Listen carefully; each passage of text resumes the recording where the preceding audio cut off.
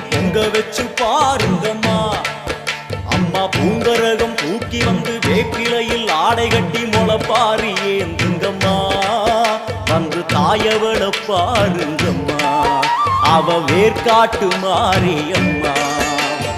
ஆடி வெள்ளியிலே தாயின் சந்நிதியில் பொங்க வச்சு பாருங்கம்மா. அம்மா பொங்க வச்சு பாருங்கம்மா.